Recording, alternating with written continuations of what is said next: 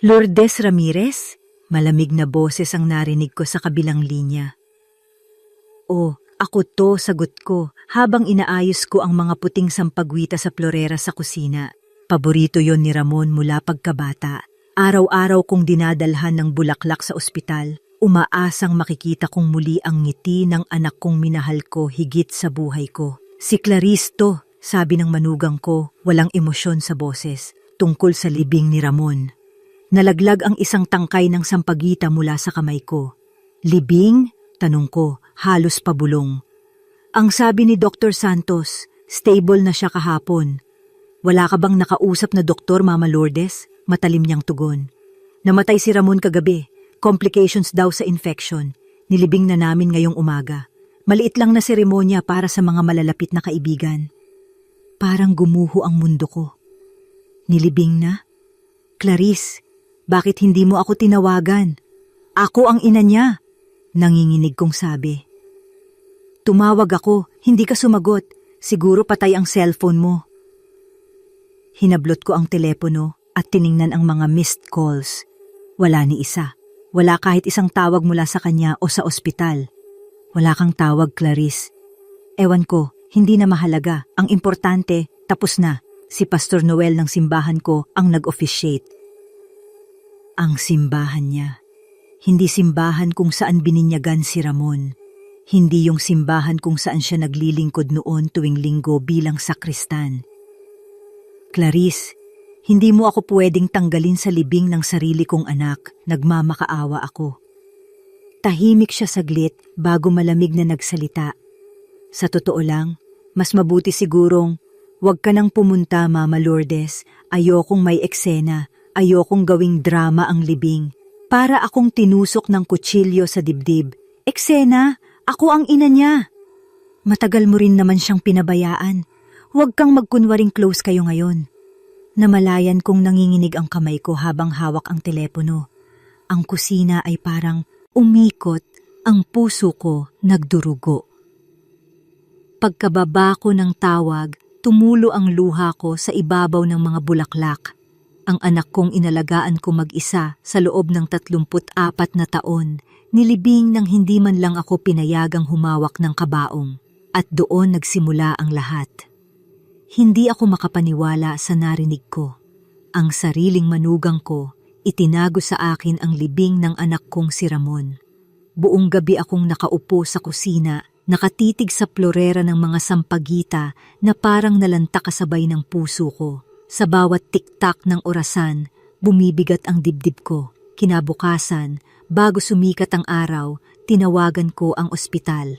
St. Luke's Medical Center po. Paano po namin kayo matutulungan? Sagot ng babae sa linya.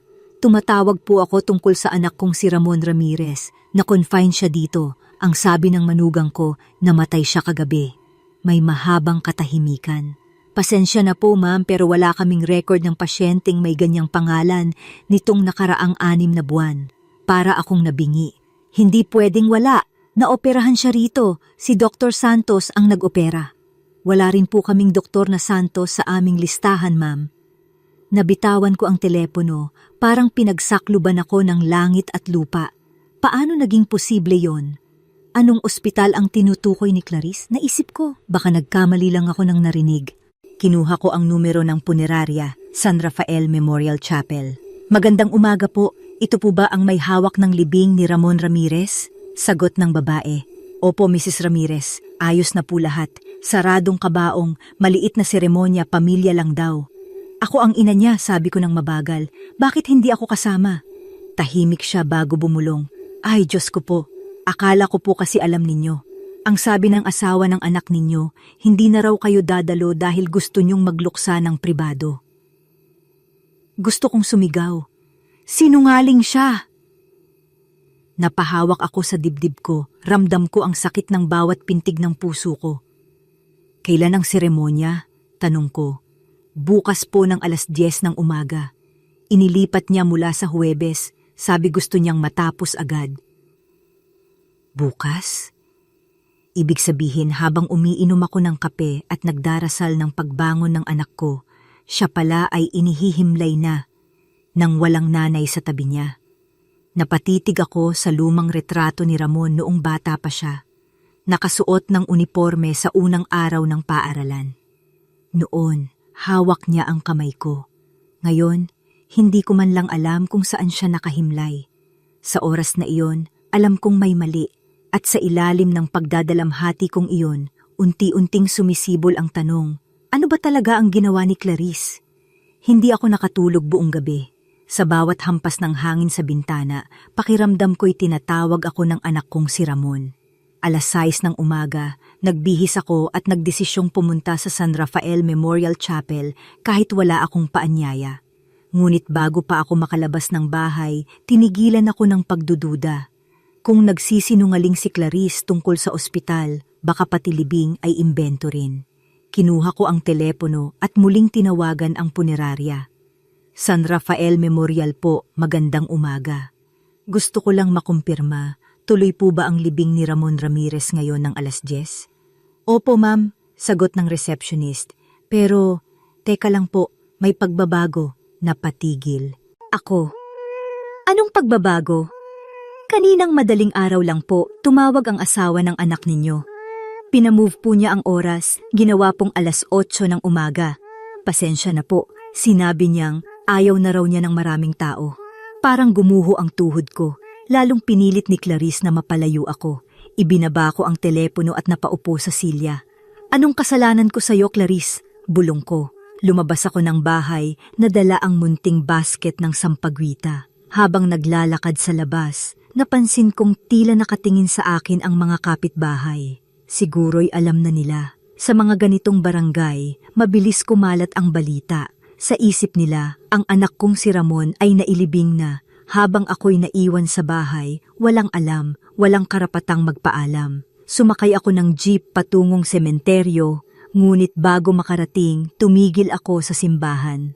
Lumuhod ako sa harap ng altar at bumulong, Panginoon, bigyan niyo ako ng lakas. Kung totoo man ang lahat ng ito, tulungan niyo akong makita ang katotohanan.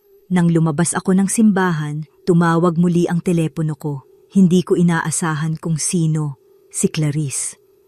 Mama Lourdes, malamig niyang boses, bakit mo ginugulo ang buhay ko? Ginugulo, anak ko ang nilibing mo nang hindi ako sinabihan. Tigilan mo na ha, wag mo nang halungkatin, tapos na lahat. Tapos na raw. Paano matatapos ang hindi ko man lang nasimulan? Nang ibaba niya ang tawag, ramdam kong may mas malalim na sikreto sa likod ng lahat. Hindi lang ito tungkol sa libing, parang may tinatakpan siyang mas malaki. At sa unang pagkakataon, mula nang mamatay si Ramon, hindi lang kalungkutan ang naramdaman ko. May halong galit. Galit na magtutulak sa akin para malaman ang totoo. Bago mag-alas 8, dumating ako sa San Rafael Memorial Chapel. Humahampas ang hangin ng Oktubre, malamig at mabigat parang may nagbabadya. Sa gate pa lang, ramdam ko na ang kakaibang katahimikan. Walang banda, walang bulaklak, walang tao. Pumasok ako sa loob at halos mahulog ang puso ko nang makita kong sarado na ang pinto ng kapilya. May 3 lalaki sa may gilid, mga nag-aayos ng upuan at isang babae sa unahan na nagwawalis. Ate, pakisabi nga, ito ba ang lamay ni Ramon Ramirez? Tanong ko, pilit pinatatag ang boses ko. Napatingin siya sa akin at napahinto sa pagwawalis. Ay ma'am, tapos na po. Kaninang madaling araw lang inilabas ang kabaong. Dinala sa sementeryo ng himlayan ng mga santo. Parang biglang nanlamig ang buong katawan ko. Sino ang sumama? Yung asawa lang po niya at 2 kaibigan. Wala pong ibang pamilya. Hindi ko na napigilan ang luha ko. Ni nanay man lang hindi kasama? Umiling ang babae. Ang sabi po ng asawa niya, ayaw niyo raw pong pumunta. Nabitawan ko ang basket ng mga bulaklak. Pumulandit ang mga talulot sa sahig na parang mga piraso ng alaala naming mag-ina. Lumabas ako ng kapilya, halos madapa sa pagmamadali. Sumakay ako ng tricycle papuntang sementeryo. Sa bawat ikot ng gulong, parang paulit-ulit na binubulong ng isip ko, bakit niya to ginawa? Pagdating sa himlayan ng mga santo, sinalubong ako ng tagapagbantay. Saan po nakahimlay si Ramon Ramirez? Tanong ko. Tiningnan niya ang listahan. Ah, si Ramon. Nilibing po kaninang alas 6 ng umaga. Section C, Lot 247. Tumakbo ako, halos hindi na humihinga. Doon, sa ilalim ng punong akasya, may bago pang lupa, mamasa-masa pa, may maliit na krus na walang larawan, walang nakasulat kundi Ramon Ramirez, 1990-2024. Walang bulaklak, walang kandila, walang kahit anong tanda ng pagmamahal. Lumuhod ako at hinaplos ang lupa. Anak, patawad. Patawad kung hindi ako nakarating. Bulong ko. Sa paligid, puro katahimikan, tanging mga ibon lang ang maririnig. Sa pagitan ng pag-iyak, naramdaman ko ang lamig ng hangin, parang yakap ni Ramon. Ngunit kasabay ng lamig na yon, may sumisingit na init sa dibdib ko. Hindi init ng pag-ibig, kundi apoy ng tanong at paghihiganti. Dahil sa araw na yon, nang makita kong ganito ang libing ng anak ko, alam kong may malalim na kasinungalingang bumabalot sa kanyang kamatayan. Kinagabihan, hindi ko pa rin kayang tanggapin na tapos na ang lahat. Umupo ako sa dating kwarto ni Ramon, ang silid na hindi ko binago mula nang lumipat siya sa Maynila para magtrabaho. Nandoon pa rin ang mga medalya niya sa intrams, ang lumang gitara niyang bitak na sa gilid, pati ang frame ng diploma niya na nakasabit pa rin ng tabingi. Hinaplos ko ang unan at amoy ko pa rin ang pamilyar na halimuyak ng sabon na dati niyang ginagamit. Habang pinagmamasdan ko ang mga lumang larawan, naalala ko kung paano unti-unting lumayo sa akin ang anak ko. Hindi ito biglaan, kundi dahan-dahan. Parang isang kandilang unti-unting nauupos hanggang sa mapundi. Naalala ko ang araw ng kasal niya kay Clarice. 3 taon na ang nakalipas. Ma, gusto ko sanang pag-usapan yung seating arrangement, sabi niya noon habang kinakabahan. Si Clarice kasi, gusto raw na sa second row ka umupo. Napangiti akong pilit, pero may kumurot sa puso ko.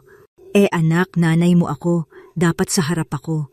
Alam ko ma, pero si lola ng asawa ko, hindi raw makalapit kung hindi sa harap kasi naka-wheelchair. Tumango na lang ako. Sige anak, basta maging masaya kayo. Pero sa araw ng kasal, habang pinapanood kong ikasal, ang anak kong pinaghirapan kong palakihin mag-isa, ramdam ko nang may pader na bumubuo sa pagitan naming dalawa. Si Clarice, sa unang tingin pa lang, alam kong malakas ang loob, matalino, maganda, pero may kakaibang tingin sa akin. Yung tipong gusto niya akong ilayo sa anak ko. Mula noon, dahan-dahan na akong naging panauhin sa buhay ng sarili kong anak. Bawat tawag ko, laging busy daw si Ramon.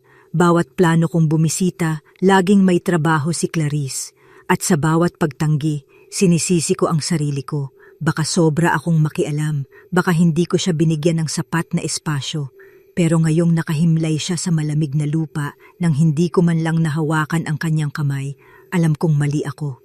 Hindi pala espasyo ang gusto ni Clarice. Pagitan. Isang agwat na hindi ko namalayang naging bangin. At doon sa dilim ng silid ni Ramon, nangako ako sa sarili ko. Hahanapin ko ang katotohanan, kahit anong sakit ang kapalit.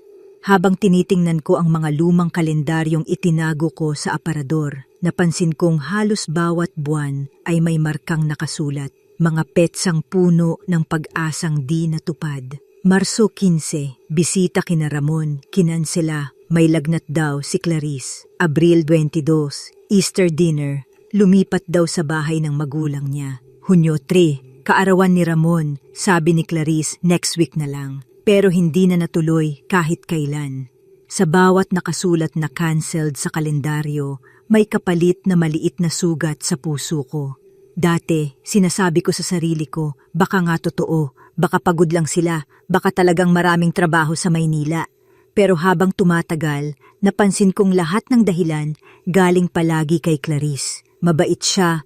Sa harap, laging Mama Lourdes, sana maintindihan niyo po, pagod lang si Ramon. Pero sa boses niya, laging may lamig, parang may tinatago. Naalala ko pa isang beses, tumawag ako sa anak ko para sabihing bibisita ako.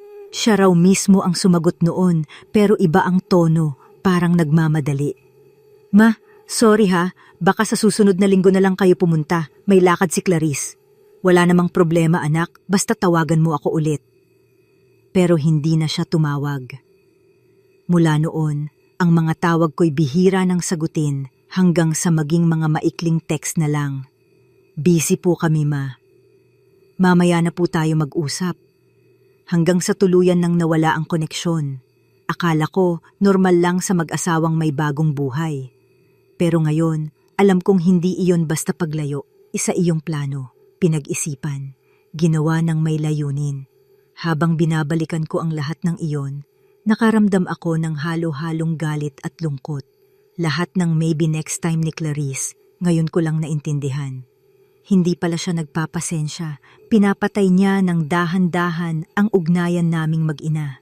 Sa bawat piraso ng alaala, nararamdaman ko ang paulit-ulit niyang paraan ng pagtaboy, magalang, maganda ang pagkakasabi pero mabagsik sa epekto. Habang pinupunasan ko ang luha ko, nagdadasal ako. Ramon, anak, kung may naririnig ka sa akin ngayon, tulungan mo akong makita ang totoo. Kasi pakiramdam ko, hindi lang basta kamatayan ang nangyari sa'yo. May kasinungalingang nilubog kasama mo. Sa gabing iyon, may katahimikang bumalot sa bahay. Pero sa loob ko, may tinig na nagsisimulang gumising. Ang tinig ng isang inang handang lumaban.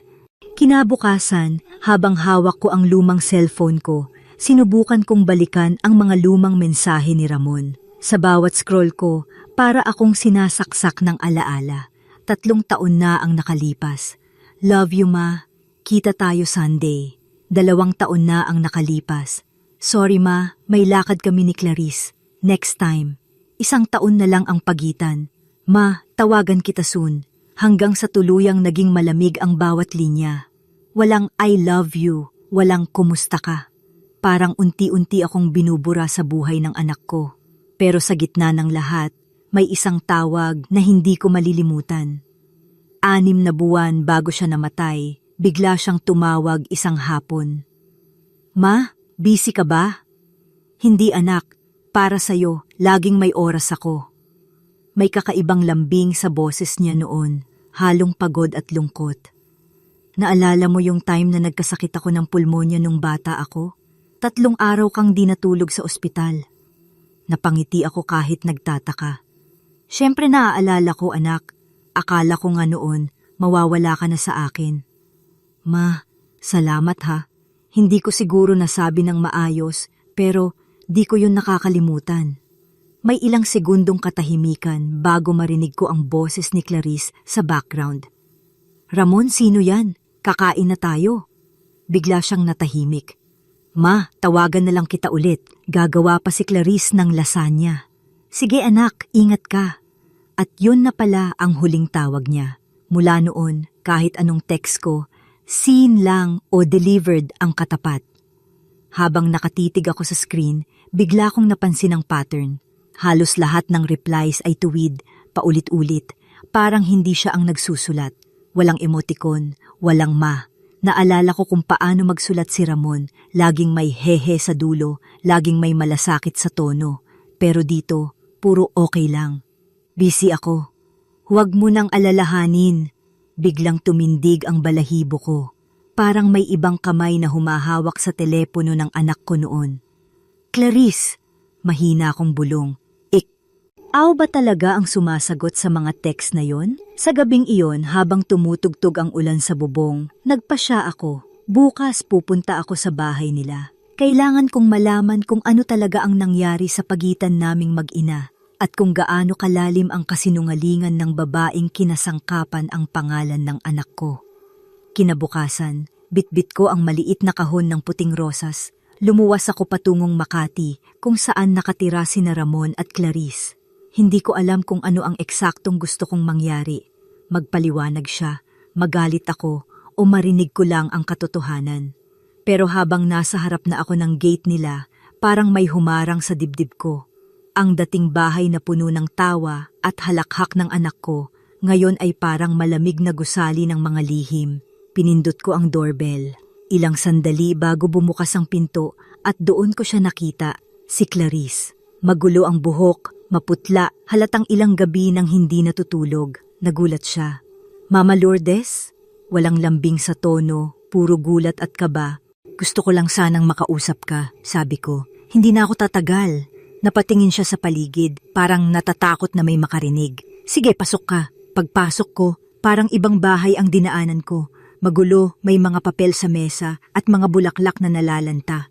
Ang amoy ng kape ay hindi amoy ng bahay na may saya, kundi ng bahay na puno ng problema. Clarice, nagsimula ako. Bakit mo itinago sa akin ang libing ng anak ko? Umupo siya at napayuko. Hindi ko gustong mangyari yon, sabi niya, mahina. Pero, mahirap ipaliwanag. Subukan mo, sagot ko, halos nanginginig ang boses ko. Ginawa mo akong dayuhan sa buhay ng anak ko. Ni sa libing niya, pinagkaitan mo ako. Umangat ang mga mata niya at doon ko unang nakita, hindi galit, kundi takot. May mga bagay na hindi mo alam, Mama Lourdes. Akala ko noon, ginagawa ko yon para sa amin ni Ramon, pero mali pala. Anong ibig mong sabihin, tanong ko. Mamaya mo na maintindihan, sagot niya habang tumutulo ang luha. Pero kailangan mong pumunta rito bukas, may ipapakita ako sa'yo. Tumayo ako, hindi alam kung magagalit o maaawa. Bukas, sabi ko. Kung hindi mo pa rin sasabihin ang totoo, ako na mismo ang maghuhukay ng katotohanan. Paglabas ko ng bahay, ramdam ko ang mabigat na hangin sa Makati, parang pinupuno ng mga lihim ang paligid.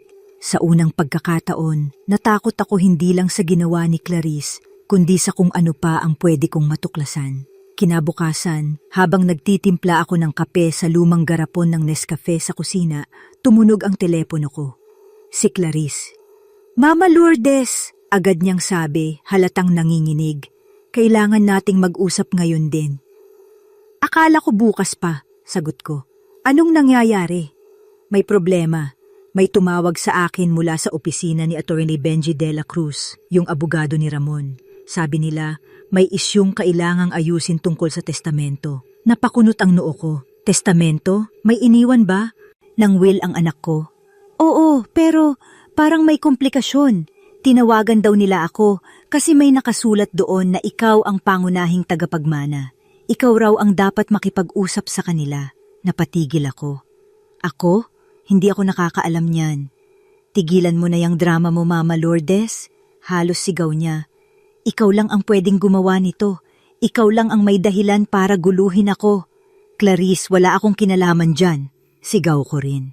Ang gusto ko lang ay malaman kung saan mo nilibing ang anak ko. Tahimik siya saglit bago bumulong. Sa himlayan ng mga santo. Section C, Lot 247. Napahawak ako sa dibdib ko. Sa wakas, sinabi rin niya. Pero may kakaiba sa boses niya. Parang may kasamang takot. Clarice, bakit ngayon mo lang sinasabi? Kasi kailangan mong pumunta rito mamaya. May mga bagay kang dapat marinig. Anong bagay? Hindi ko pwedeng sabihin sa telepono, basta dumating ka. Napatitig ako sa lumang larawan ni Ramon na nakasabit sa dingding. Nakangiti, parang sinasabing, huwag akong matakot. Sige, sabi ko. Pero Clarice, kung may tinatago ka pa, tandaan mo, wala nang mas sasakit pa sa ina na pinagsinungalingan. Alam ko, sagot niya, halos pabulong. At siguro panahon na para malaman mo kung ano talaga ang ginawa ko. Pagkatapos niyang ibaba ang tawag, matagal akong nakatulala. Ang kaba sa dibdib ko ay halong takot at paghahangad ng katotohanan. Ramdam kong may malalim na lihim na nakatago sa bahay ni Clarice. Isang lihim na magbabago hindi lang ng pagtingin ko sa kanya, kundi ng pagkakaintindi ko sa kung paano talaga namatay ang anak ko. Sa hapon ding iyon, nagsimula na akong maghanda. Dahil alam kong sa susunod na pagharap namin ni Clarice, hindi lang puso ang masasaktan, pati buong katotohanang itinago niya sa libing ni Ramon. Bandang 2:00 ng hapon, muli akong bumalik sa bahay ni na Ramon at Clarice. Tahimik ang buong subdivision at habang papalapit ako, napansin kong sarado ang lahat ng kurtina. Pagkatok ko sa gate, ilang sandali bago siya lumabas. Pagbukas ng pinto, Halos hindi ko siya makilala. Pale, maga ang mga mata, at nanginginig ang mga kamay habang hawak ang tasa ng kape. "Pasok ka, Mama Lourdes," sabi niya, mahina. "Kailangan mong marinig to." Pagpasok ko, nakita kong nakakalat ang mga dokumento sa dining table, mga papel mula sa bangko, mga resibo, at isang sobre na may nakasulat na confidential. "Ano yan?" tanong ko. Umupo siya, huminga ng malalim. 3 buwan bago mamatay si Ramon, binago niya ang testamento niya. Lahat ng ari-arian, iniwan niya sa'yo. Napakurap ako, hindi makapagsalita. Bakit niya gagawin yun? Kasi... Tumigil siya, tinakpan ng kamay ang mukha. Kasi nagsimula siyang magtanong tungkol sa'yo. Bakit daw hindi ka na bumibisita? Bakit daw parang ayaw mo na sa kanya? Sinabi ko sa kanya na busy ka, na ayaw mo ng istorbo. Pero hindi siya naniwala. Nagsimula siyang magduda. Napalunok ako, naramdaman kong lumalamig ang paligid. "Clarice, ano ba talaga ang ginawa mo?" Tumingin siya sa akin, puno ng luha ang mga mata. "Pinagsinungalingan ko kayong dalawa. Sa loob ng 5 taon, ako ang dahilan kung bakit kayo nagkahiwalay." "Anong ibig mong sabihin?" "Ako ang sumasagot sa mga tawag mo minsan. Ako ang nagre-reply sa mga text kapag gusto niyang pumunta sa'yo. Ako ang nagkakansela. Akala ko, para sa ikabubuti naming mag-asawa. Parang biglang sumikip ang dibdib ko. "Ginawa mong estranghero ako sa anak ko," mahina akong sabi. "Hindi ko sinadya, Mama Lourdes." Umiiyak niyang tugon. "Akala ko noon, kung lumayo siya sa'yo, mas mapupunta sa akin ang buong atensyon niya. Pero nang mamatay siya, doon ko lang na-realize, wala na kaming dalawa at wala ka rin." Tumanima. "Yo, ako, nanginginig. At ngayon, bakit mo sinasabi sa akin to?" "Kasi may iniwan siyang liham para sa'yo. Nasa abogado. At sigurado akong sasabog ang lahat pag nabasa mo yon." Napatitig ako sa kanya habang unti-unting pumipintig sa dibdib ko ang pag-asang may matutuklasan pa ako, isang katotohanang kay tagal kong hinihintay. Kinabukasan, maaga akong pumunta sa opisina ni Attorney Benji de la Cruz sa Quezon Avenue. Maliit ang law office, amoy kape at lumang papel, pero ramdam kong may bigat ang araw na iyon. "Magandang umaga, Ma'am Lourdes," bati ng sekretarya. "Inaabangan po kayo ni attorney." Pagpasok ko sa loob, nakita kong nakaupo si Attorney de la Cruz, may hawak na makapal na folder. "Mrs. Ramirez, salamat at nakarating kayo," anya. "May iniwang sulat sa inyo ang anak ninyo 3 buwan bago siya pumanaw." Napaupo ako, halos hindi makahinga. Inabot niya sa akin ang sobre, puti, may sulat kamay ni Ramon sa ibabaw, para kay Mama. Halos mabingi ako sa pintig ng puso ko habang binubuksan ko iyon. "Mama, nakasulat sa unang linya. Kung binabasa mo ito, baka wala na ako. Pero gusto kong malaman mong hindi kita iniwan. Inalis lang nila ako sa tabi mo."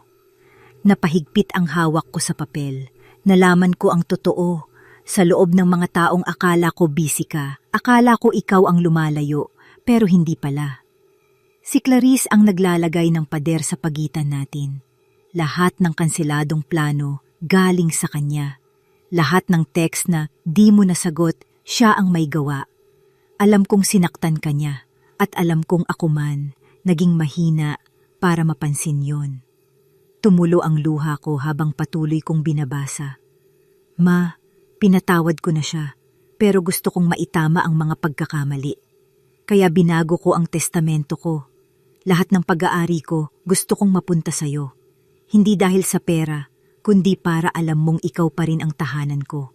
Kung sakaling tanungin mo kung bakit hindi kita tinawagan noong huli, ito ang dahilan." Nalaman kong nilason ni Clarice ang relasyon natin at ayokong umalis sa mundo nang hindi mo nalalaman ang katotohanan. Mahal kita, Ma. At sana kapag natagpuan mo ang liham na to, maisip mong kahit sa huli, bumalik ako sa'yo. Nabasa ko ang liham ng paulit-ulit at sa bawat linya, naramdaman kong parang bumabalik sa akin ang anak kong nawala.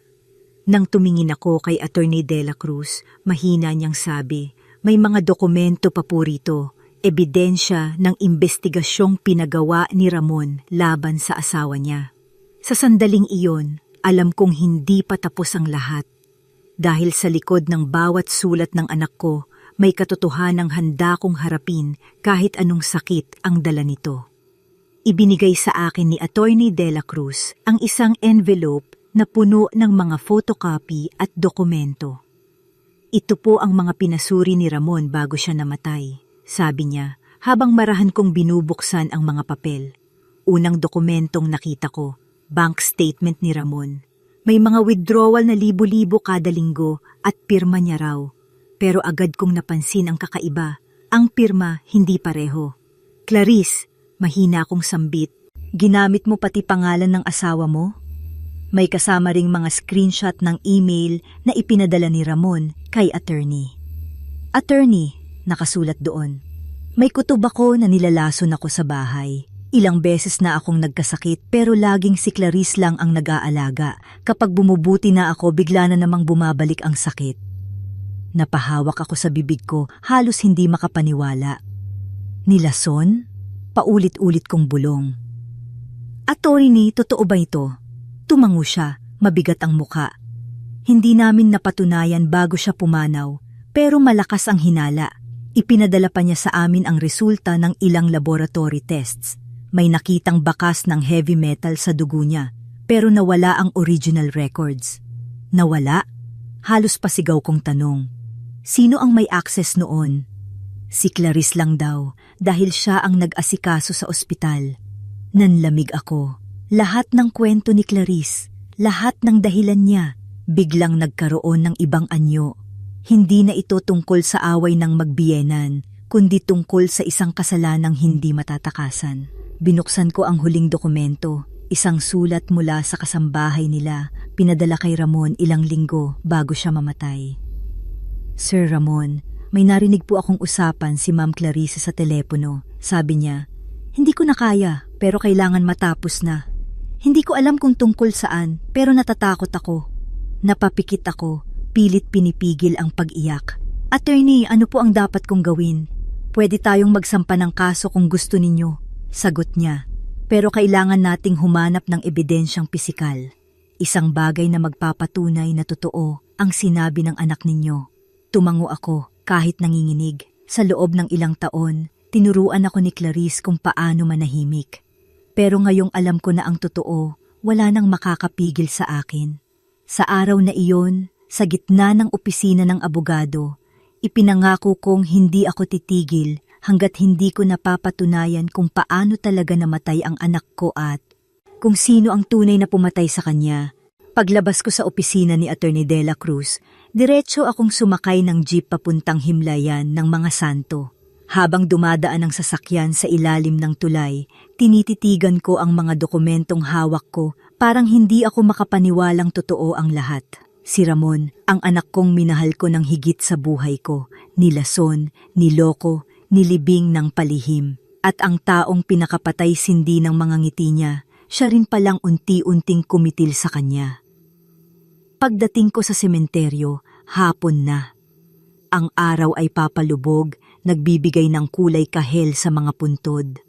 Dala ko ang puting rosas na itinira ko mula kahapon. Lumapit ako sa puntod ni Ramon, hinaplos ko ang malamig na krus, at pabulong kong sabi, "Anak, nahanap ko na ang katotohanan, hindi pa tapos ito." Sa gilid, napansin kong may babae, nakatayo, nakaitim, at nakasombrero. Pamilyar ang tindig niya. Nilapitan ko. "Clarice?" Sabay naming sambit ng pangalan ng isa't isa. "Bakit ka nandito?" Tanong ko, tinig na puno ng galit. "Gusto kong humingi ng tawad," sagot niya, nanginginig. "Alam kong huli na, pero kailangan kong sabihin ang totoo." "Ano pa bang totoo ang natitira sa'yo?" Halos isinisigaw ko. "Hindi mo lang ako niloko, Clarice. Niloko mo ang anak ko at pati Diyos niloko mo." Napayuko siya, hawak ang dibdib. "Hindi ko sinasadya, Mama Lourdes. Oo, nilason ko siya, pero hindi ko alam kung gaano kalala. Sinabihan lang ako ng kaibigan kong nurse, konting gamot lang daw para humina siya, para mapigilan ko siyang iwan ako." Napaatras ako, nanlaki ang mata. "Ginawa mo yon? Dahil ayaw mong mawala ang atensyon niya?" Tumulo ang luha niya. "Oo, pero araw-araw akong pinapatay ng konsensya. Kaya ako rin ang nagsabi sa ospital na huwag nang palawigin ang gamutan niya. Akala ko maayos ko lahat, pero nang makita ko siyang nawawala, gusto kong sumigaw. Sumigaw? Sabi ko, humahakbang palapit. Habang ako, walang alam, habang nililibing mo. Siya nang palihim? Hindi siya sumagot. Sa pagitan namin, tanging ihip ng hangin ang maririnig. Kung gusto mo ng kapatawaran, Clarice, bulong ko. Hindi mo yan makukuha sa akin. Kausapin mo siya. Iniwan ko siyang nakaluhod sa puntod ni Ramon. Habang ako'y lumayo, dala ang katotohanang mas mabigat pa sa anumang libingan. Na minsan, ang pumatay ay hindi laging estranghero, kundi ang taong minahal mo ng sobra. Kinabukasan, hindi ako mapakali. Sa isip ko, paulit-ulit ang boses ni Clarice. Oo, nilason ko siya. Mga salitang ayaw ko mang tanggapin, pero malinaw na malinaw pa rin sa pandinig ko. Umaga pa lang, may kumatok sa pinto. Pagbukas ko, si Clarice, maputla, namamaga ang mga mata at tila hindi na natutulog ng ilang gabi. Ma, kailangan ko kayong makausap, mahina niyang sabi. Gusto kong isarado ang pinto, pero may kung anong awa sa puso kong pumigil. Pasok ka, sabi ko. Umupo siya sa lumang upuan sa sala. Ang parehong upuang madalas inuupuan ni Ramon noon kapag nag-aalmusal kami. Ma, alam kong wala akong karapatang humarap sa inyo, sabi niya, nanginginig. Pero gusto kong sabihin ang lahat bago ako sumuko. Napatitig ako sa kanya. Sumuko? Oo, ma. Kaninang umaga, pumunta ako sa istasyon ng pulis. Isusuko ko na ang sarili ko. Hindi ko na kayang mabuhay sa kasinungalingan. Bakit mo ginawa, Clarice? Tanong ko, halos hindi ko na kayang itago ang panginginig ng tinig ko. Dahil natakot akong maiwan. Nang sabihin ni Ramon na gusto niyang bumalik sa probinsya para alagaan kayo, naramdaman kong mawawala siya sa akin. Akala ko kung pahihinain ko lang siya, mananatili siya sa tabi ko. Pero maling-mali ako.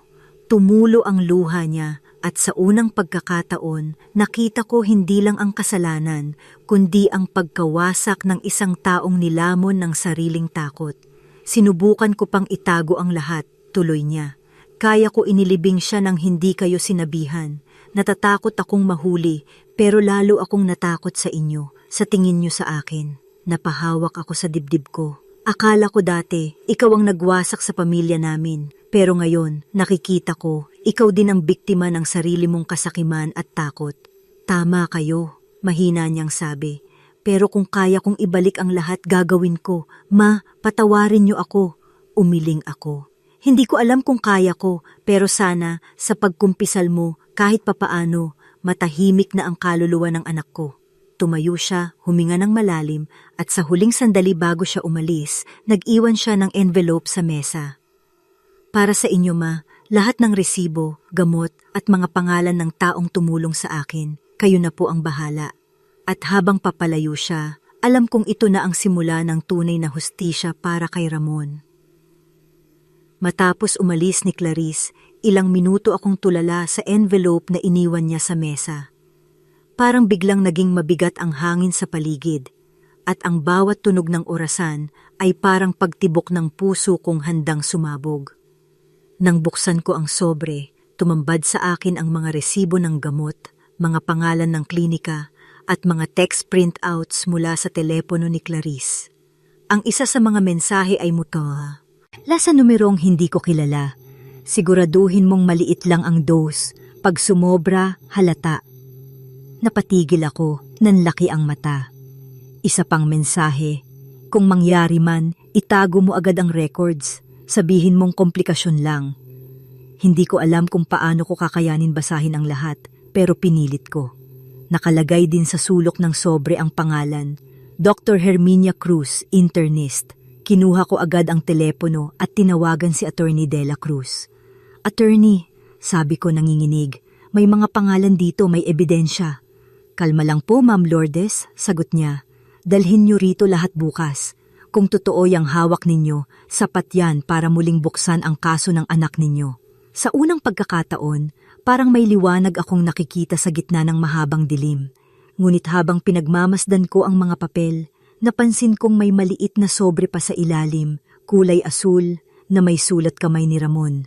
Ma, kung sakaling makita mo to, huwag kang matakot. Alam kong may ginagawa silang mali, pero sinusubukan kong ayusin lahat. Kung may mangyari sa akin, hanapin mo si Dr. Herminia Cruz. Siya lang ang nakakaalam ng totoo. Parang pinutol ng hangin ang paghinga ko. Ramon. Mahina akong bulong. Ang pangalan ng doktor, parehong pangalan sa resibo ni Clarice. Ibig sabihin, magkakutsa ba sila? Pero bakit gusto ni Ramon na siya ang hanapin ko? May alam ba siya na hindi pa nailalabas? Nang gabing iyon, hindi ako nakatulog. Sa isip ko, paulit-ulit ang tanong, sino ba talaga ang pumatay sa anak ko? Si Clarice lang ba? O may mas malalim pang kamay na nagmaniobra sa lahat? Habang pinagmamasdan ko ang mga dokumentong nakakalat sa mesa, alam kong hindi lang ito simpleng pagkakamali. Isa itong planong sinadyang itago, at ako na mismo ang bubunot sa ugat nito. Kahit pa sa dulo, buhay ko ang maging kapalit. Kinabukasan, dinala ko ang lahat ng dokumento sa opisina ni Attorney De La Cruz. Nakikinig siyang mabuti habang isa-isa kong inilalatag ang mga resibo, mga printout, at ang liham ni Ramon tungkol kay Dr. Herminia Cruz. Kilala ko yang doktora na yan, sabi ni attorney, seryoso ang muka. May mga reklamo na laban sa kanya dati, pero laging natatabunan ng koneksyon. Lalong lumalim ang kutob ko. Gusto kong makausap siya, sabi ko. Hindi ako mapapalagay hanggat hindi ko nalalaman ang totoo. Delikado yan, Ma'am Lourdes, babala niya. Kung totoo ang hinala natin, hindi basta-basta ang mga taong kasama rito. Pero matigas ang loob ko. Kinahapunan, nagpunta ako sa klinika ni Dr. Cruz sa Mandaluyong. Maliit lang ito, kulay puti ang dingding at may receptionist na malamig ang ngiti. May appointment po kayo? Tanong niya. Wala. Sabihin mo kay Dr. Cruz, si Lourdes Ramirez to, tungkol kay Ramon Ramirez. Napansin ko agad ang pagbabago sa mukha niya. Sandali lang po at mabilis siyang pumasok sa loob. Ilang minuto ang lumipas bago lumabas ang doktora, matangkad, maputi, maayos ang ayos ng buhok, pero halata sa mata niya ang pagkabigla. Mrs. Ramirez, sabi niya, pilit na kalmado, anong maipaglilingkod ko sa inyo? Gusto ko lang ng sagot, diretsong sabi ko. Kilala niyo si Ramon, anak ko. Kayo ang doktor na laging binabanggit ni Clarice. Gusto kong malaman kung ano ang nangyari sa kanya. Sandali siyang natahimik, saka nagbuntong hininga. Mrs. Ramirez, hindi ko dapat ito sinasabi, pero wala akong kinalaman sa ginawa ng manugang ninyo. Lumapit siya sa akin noon, humihingi ng gamot para sa stress daw ng asawa niya. Nagbigay ako ng mild sedative, pero pagbalik niya, humingi siya ng mas malakas na dose. Tumanggi ako. Pagkatapos noon, bigla na lang siyang nawala. Ibig mong sabihin, siya na lang ang nagpatuloy? Tumango siya, mabigat ang tingin. Nang mabalitaan kong, patay na si Ramon, alam kong may mali, pero wala akong ebidensya at natakot akong madamay. Ngayon may ebidensya na, sabi ko, at oras na para ilabas natin yon. Nakita kong nanginginig ang kamay niya habang iniaabot sa akin ang isang USB. Ito ang kopya ng mga medical record na tinago niya. Siguro oras na para matapos na ang lahat. Sa kamay kong iyon, hawak ko na ang susi sa katotohanan, ang katotohanang kay tagal kong hinanap. Pag-uwi ko mula sa klinika ni Dr. Cruz, mahigpit kong hawak ang maliit na USB na tila mas mabigat pa kaysa bato. Sa bawat hakbang ko, ramdam ko ang kaba, parang may humihinga sa batok ko. Pagdating sa bahay, isinaksak ko agad sa lumang laptop ni Ramon na hanggang ngayon ay nakadisplay sa study table niya. Sandaling nagloading ang screen bago lumabas ang folder na may pangalang Case File RR. Napalunok ako. Binuksan ko iyon at isa-isang lumabas ang mga dokumento, laboratory results, prescription logs at voice recordings. Ang unang file ay audio, boses ni Clarice. Doktora, sigurado po ba kayo na hindi ito makikita sa test results? Huwag kang mag-alala, sagot ng boses ni Dr. Cruz sa recording. Basta sundin mo lang ang dosage, pero kung sobra, delikado. Hindi bale, sagot ni Clarice. Kailangan ko lang siyang mapagod Para sa akin na lang siya. Napatakip ako sa bibig ko, halos hindi makapaniwala sa naririnig ko. Pinakinggan ko ang susunod na file. Boses ni Ramon, mahina, parang hirap ng huminga. Doc, parang may kakaiba sa katawan ko. Tuwing umiinom ako ng gamot na galing sa asawa ko, mas sumasakit ang dibdib ko. Kailangan nating ulitin ang test, sagot ng doktora. Pero siguraduhin mong ako mismo ang makakakita ng resulta. Ngunit sa transcript na kasunod, nakalagay, patient died before follow-up test was completed. Tumulo ang luha ko habang pinapanood ko ang huling video file. Doon si Ramon, nakaupo sa kama, humahawak sa dibdib niya. Ma, kung maririnig mo to, huwag kang mag-alala. Alam kong may ginagawa silang mali, pero hindi ako susuko. Mahal kita. Pagkatapos noon, nag-blackout ang video. Napatulala ako, halos hindi makahinga. Ang lahat ng tanong ko sa loob ng maraming buwan. Naroon sa harap ko ang mga sagot. Hindi aksidente, hindi sakit, pagpatay. At ang lalong nakakatindig balahibo, sa dulo ng USB may isa pang folder, nakalabel ng backup client. Binuksan ko iyon at doon ko nakita ang resibo ng malaking halagang deposito mula sa isang account na hindi ko kilala, pangalan ng isang politiko sa lokal na pamahalaan. Anong kinalaman mo rito? Bulong ko, nanginginig. Sa gabing iyon, habang naglalagablab ang ilaw ng laptop sa madilim kong sala, alam kong mas malaki pa pala ang kasinungalingan kaysa sa inaakala ko at handa na akong ilantad ito anuman ang mangyari. Kinabukasan, hindi pa man sumisikat ang araw, tinawagan ko agad si Attorney De La Cruz. Attorney, may mas malalim pa rito, sabi ko, halos hindi makapaniwala sa mga natuklasan ko. May involved na politiko, may depositong nakapangalan sa kanya. Malaki ang halaga. Tumahimik siya sandali bago sumagot. Huwag kayong magpadalos-dalos, Ma'am Lourdes. Kapag pumasok na ang mga taong yan, hindi na ito simpleng kaso ng pamilya. May mga taong handang gumawa ng kahit ano para manahimik ka. Hindi na ako natatakot, sagot ko. Matagal na akong nanahimik. Ngayon, ako naman ang magsasalita. Pumunta ako sa opisina niya bandang 10:00, dala ang USB. Nang isaksak niya sa computer, nanlaki rin ang mata niya. Diyos ko, bulong niya, ang account na to kay Congressman Villaseran. Siya ang nagpondo sa klinika ni Dr. Cruz. Bakit niya kailangang pondohan ang klinika? Tanong ko. Posibleng cover, sagot niya. Marami ng kaso ng under-the-table medical transactions. Pero kung totoo ang koneksyon nila kay Clarice, baka may mas malalim pa, pera, power, o pagtatago ng mas malaking kasalanan. Napalunok ako. Pera kapalit ng buhay ng anak ko? Posible, sabi ni attorney, kung ginamit nila si Ramon sa isang insurance scheme o money laundering. Umupo ako, nanlamig. Ginamit nila ang anak ko, parang instrumento. Kailangan nating humingi ng proteksyon, dagdag niya. Ihanda mo ang sarili mo. Kapag lumabas ang ebidensya, baka may magtangkang manahimik sa atin. Umuwi ako ng may halong takot at tapang. Sa jeep, nakatingin ako sa labas habang dumadaan sa EDSA. Nakikita ang mga taong nagmamadali. Walang kamalay-malay sa mga lihim na umiikot sa paligid nila. Pagdating sa bahay, tinawagan ko si Clarice na nasa kustodya na ng pulis. Clarice, sabi ko, may kinalaman si Congressman Villaseran sa kaso. Alam ko, sagot niya, umiiyak. Siya ang nag-utos sa akin na kumuha ng gamot. Siya ang nagsabing kailangan lang pahinain si Ramon dahil may kontrata raw na kailangang pirmahan bago siya mawala. Kontrata? Oo, insurance. Malaking halaga. Napasinghap ako.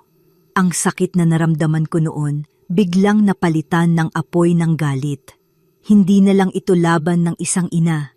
Isa na itong digmaan laban sa mga taong ginamit ang buhay ng anak ko para sa pera. At sa sandaling iyon, alam kong hindi na ako titigil hanggat hindi bumabagsak ang bawat isa sa kanila. Kinabukasan, nagising akong may bagong apoy sa dibdib. Hindi na ako ang dating Mama Lourdes na umiiyak lang sa tabi ng puntod ng anak ko. Ako na ngayon ang inang handang humarap sa mga halimaw na pumatay sa kanya. Dinala ko ang lahat ng ebidensya, ang mga dokumento, USB at sulat ni Ramon sa media office ng isang kilalang mamamahayag, si Kuya Julius Reyes ng programang Boses ng Bayan. Nang makaharap ko siya, tahimik lang siya habang pinapakinggan ako. "Ma'am, sigurado po ba kayo na gusto nyo itong ilabas?" tanong niya. "Kapag pumutok to, baka magwala ang mga taong nasa likod nito." Kung manahimik ako, sagot ko, wala nang ibang gagawa ng tama para kay Ramon. Hindi ko na siya maililigtas, pero maipaglalaban ko ang pangalan niya. Isinaksak nila ang USB sa computer at pinatugtog ang mga recording. Habang pinakikinggan ng buong team ang boses ni Clarice at ng doktora, tahimik ang lahat. "Ma'am," sabi ni Julius, "ito ang pinakamatinding kaso ng medical cover-up na nakita ko. May pangalan ng congressman, dokumento ng pera at confession ng asawa. Kapag inilabas to, sigurado akong may magagalit." "Hindi ako natatakot," sagot ko. "Matagal na akong patay sa loob. Ang natitira na lang sa akin ay katotohanan." Kinagabihan, ipinalabas sa telebisyon ang unang bahagi ng kwento. Nilagay nila ang boses ni Ramon sa dulo ng segment. Ang mensaheng iniwan niya, "Ma, huwag kang matakot." Habang pinapanood ko iyon sa sala, tumutulo ang luha ko. Kasabay ng mga titig ng kapitbahay na dumadaan sa labas ng bintana, naramdaman kong muling bumabalik ang boses ng anak ko sa bawat sulok ng bahay.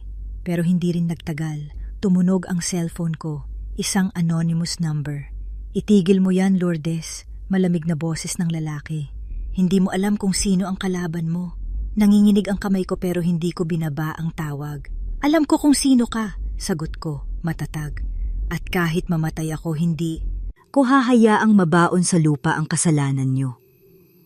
Ibinaon ko sa dibdib ang pangalan ni Ramon at sa gabing iyon, nagpasya ako. Kung gusto nila ng katahimikan, ako mismo ang magiging bagyong gugulo sa lahat ng kasinungalingan nila. Dahil ganito lumalaban ang isang inang ninakawan ng anak at katotohanan. Makalipas ang 3 linggo, sumabog sa buong bansa ang balita. Kongresista, doktora at asawa ng biktima, kinasuhan ng pagpatay at panloloko sa insurance. Iyon ang headline na paulit-ulit kong naririnig sa radyo at nakikita sa telebisyon. Habang pinapanood ko sa sala ang press conference ng NBI, parang unti-unting nabunot ang tinik sa dibdib ko. Sa tabi ko, si Attorney De La Cruz, tahimik lang pero may ngiti sa labi. "Ginawa niyo yon, Ma'am Lourdes. Hindi lang ninyo ipinaglaban ang anak nyo, ginising nyo ang buong bayan." Sa TV, ipinakita si Clarice, nakayuko, umiiyak habang dinadala ng mga pulis. "Handa akong harapin ang parusa," narinig kong sabi niya. Hindi ko alam kung galit o awa ang naramdaman ko. Pero alam kong sa puntong iyon, tapos na ang laban ko sa kanya. Ang tunay kong kalaban ay ang sistemang ginamit ang anak ko bilang instrumento ng kasakiman. Kinahapunan, tumawag si Kuya Julius. "Ma'am Lourdes, gusto po namin kayong imbitahan sa programa bilang simbolo ng katapangan ng isang ina." Napangiti ako ng bahagya. Hindi ako bayani, Julius. Isa lang akong ina na hindi tinigilan ng konsensya. Nang matapos ang tawag, lumabas ako sa bakuran at binuksan ang maliit na paso kung saan itinanim ko ang paboritong bulaklak ni Ramon, mga puting sampagita. Habang inaayos ko ang lupa, sumagi sa isip ko ang lahat ng pinagdaanan ko, ang tawag na nagsimula ng lahat, ang libing na itinago, ang mga gabi ng luha at takot hanggang sa huling pag-amin ni Clarice. Sa simoy ng hangin, tila narinig ko ang boses ni Ramon, mahina pero malinaw. "Salamat, Ma." Napatingala ako sa langit at sa unang pagkakataon mula nang mamatay siya, nakangiti ako habang tumutulo ang luha ko. Alam kong wala na siya, pero naramdaman kong nasa ayos na ang lahat. Sa huling sandali ng araw na iyon, habang lumulubog ang araw sa likod ng mga bubong, marahan kong binigkas, "Ramon anak, hindi ko man naibalik ang buhay mo, naibalik ko naman ang dangal mo." At sa bawat ina na nilapastangan ng kasinungalingan, sana malaman nilang may boses tayo at may Diyos na nakakita ng lahat. Sa wakas, ang katahimikan ay hindi natanda ng takot, kundi ng hustisyang dumating sa oras na pinakamasakit pero pinakamatapat.